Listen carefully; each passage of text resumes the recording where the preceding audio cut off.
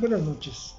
El día de hoy voy a tener el gusto de leerles un artículo del periódico Regeneración. Un artículo muy interesante que fue publicado en la edición de agosto-septiembre de 2021.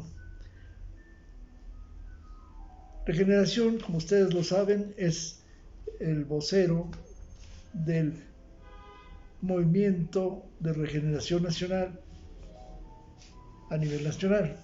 Ahora bien, el artículo en cuestión se llama Así vencimos a la pandemia en materia económica. En todo el mundo, la pandemia provocada por el virus SARS-CoV-2 causó estragos, y no solo en cuanto al número de contagios, 207 millones al 15 de agosto de 2021, y fallecimientos, 14.370.000 también al 15 de agosto, sino otros efectos que también han provocado tragedias. Estamos hablando de la economía. A partir de las medidas de contención para intentar impedir el alto número de contagios, se paralizaron muchas actividades económicas. Sectores enteros, tales como el turismo, quedaron sin actividad. No fue una cuestión local, regional o nacional, sino mundial. Prácticamente todo el planeta se paralizó. Hubo industrias que se colapsaron, fábricas que cerraron, negocios que se hundieron. Fueron efectos muy nocivos en todo el orbe, pero México no fue la excepción. Muchos negocios tuvieron que detener sus actividades y algunos más cerraron porque la gente estaba en sus casas y no salía. Estos efectos nocivos de la pandemia incrementaron los niveles de marginación y pobreza en todo el mundo.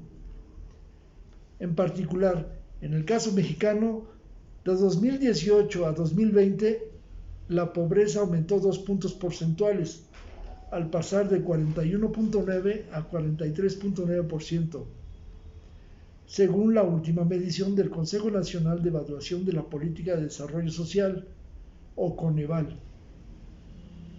Esto significa un aumento de 3.8 millones más de personas en situación de pobreza.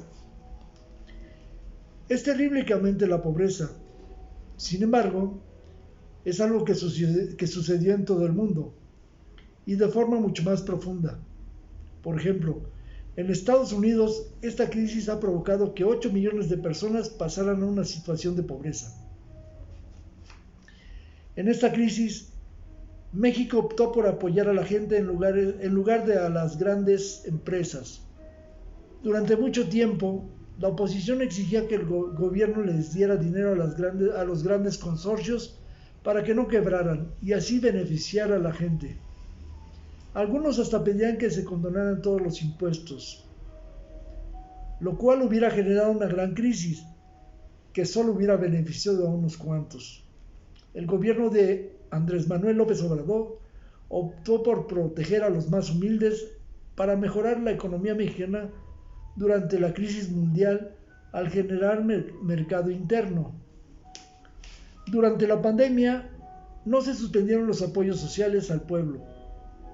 De acuerdo con el Coneval, las transferencias monetarias, entre las que se incluyen los programas sociales, salvaron a más de 2.5 millones de personas de caer en la pobreza. Por supuesto que los efectos de la pandemia no se evitaron. Ningún país lo pudo hacer, para el caso, pero sí se aminoraron.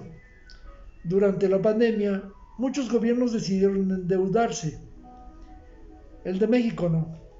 Con las políticas de combate a la corrupción y de austeridad, no solo se logró reconvertir el sistema de salud para atender a los enfermos de COVID-19, sino que se compraron más de 200 millones de dosis de vacunas. Esto es toda una hazaña. Así pues, la estrategia de México para enfrentar los efectos económicos nocivos provocados por la pandemia fue la adecuada. Y los resultados ahora son palpables. Según las cifras del IMSS, los puestos de trabajo se comienzan a recuperar. Por ejemplo, de enero a julio de 2021 se han creado 518,000 puestos de trabajo, la mayoría empleos permanentes. México, con una política económica ejemplar, logró sobreponerse a la crisis que provocó la COVID-19. Es obvio, aún falta mucho, pero el camino es el correcto y los buenos resultados ya son tangibles. La oposición quería que el país se viniera abajo y que todo colapsara, pero se quedaron con las ganas. Salimos de esta y mucho más fortalecidos.